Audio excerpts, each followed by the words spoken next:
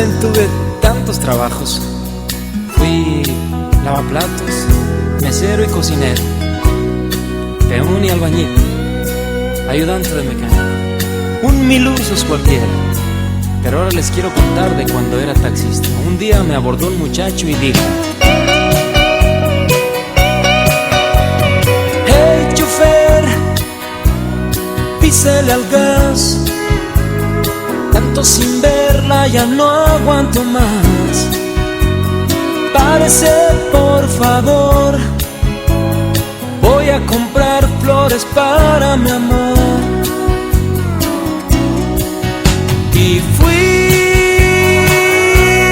manejando a su mando.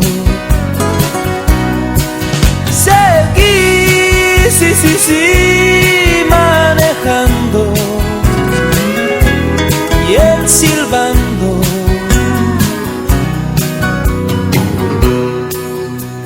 En cuanto llegamos a la dirección, me dijo que lo esperara y corrió a buscarla.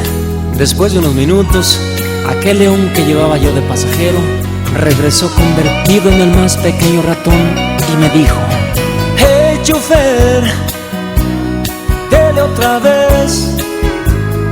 Me equivoqué, esta calle no es. Dígame a qué lugar, lejos de aquí, vaya sin preguntar.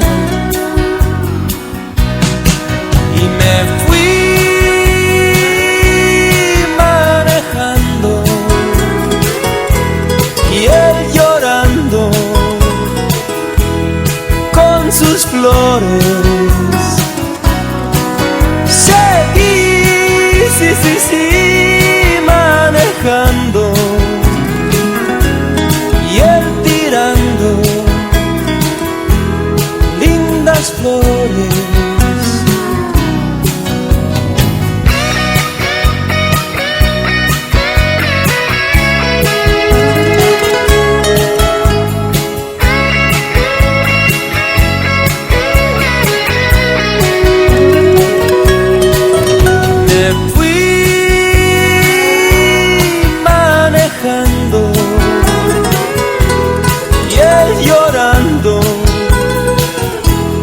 Con sus flores.